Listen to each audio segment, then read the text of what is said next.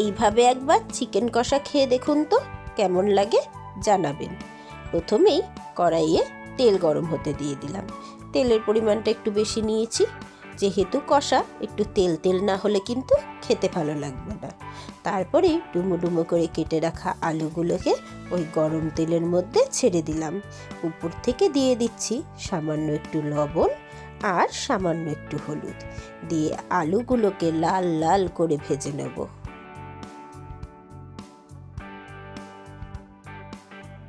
এই যে আলুগুলো কিন্তু একদম লাল লাল করে ভাজা হয়ে গেছে। এবারে আলুগুলোকে তুলে নেওয়ার পালা। এবারে ওই তেলের মধ্যেই মাংসর পিসগুলো ছেড়ে দিয়ে সেগুলোকেও অল্প সামান্য কালার চেঞ্জ হওয়া পর্যন্ত ভেজে নেব।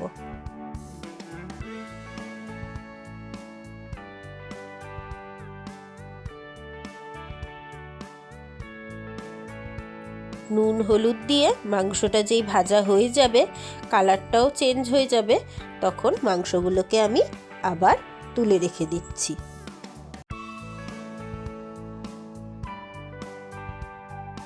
এবারে ফোড়নে দিয়ে দিচ্ছি জিরা, গোটা গরম মশলা, তেজপাতা আর শুকনো লঙ্কা। ফোড়নটা একটুখানি চড়বড় করে আসলে পরে এর মধ্যে দিয়ে দেবো কুচিয়ে রাখা অনেকটা পরিমাণে পেঁয়াজ। এখানে আমি বড় সাইজের 3টে পেঁয়াজ নিয়েছি। ভালো করে পেঁয়াজটাকে এবারে ভেজে নেব যতক্ষণ না একটু কালারটা চেঞ্জ হয়ে যাচ্ছে। দিয়ে দিচ্ছি আদা রসুনের পেস্ট 1 টেবিল স্পুন। তারপরে এটাকেও ভালো করে ভেজে নেব পেঁয়াজের সঙ্গে।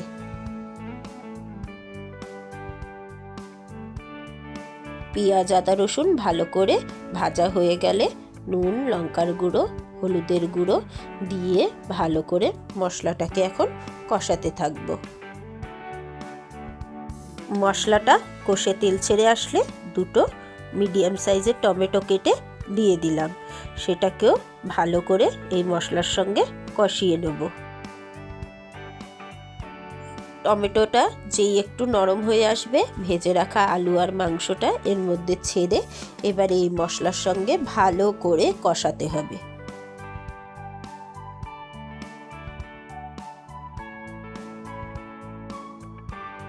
ভালো করে কষে যাওয়ার পরে 1 কাপ মতো জল আমি এর মধ্যে অ্যাড করলাম। যেহেতু কষা মাংস ঝোল বেশি দেব না, তাই সিদ্ধ হওয়ার মতোই ঝোলটাকে আমি অ্যাড করলাম। এবারে কিছুক্ষণ ঢাকা চাপা দিয়ে রেখে দিয়েছিলাম। ঢাকনাটা তোলার পরে দেখতে পাচ্ছেন এটা থেকে কিন্তু যেহেতু ঢাকা রেখেছিলাম তাই অনেকটা পরিমাণেই জল বেরিয়েছে। এবারে এই জলটা আর একটুখানি মজিয়ে নেব। আলুটাও কিন্তু আমার সিদ্ধ হয়ে গেছে, দেখতেই পাচ্ছেন।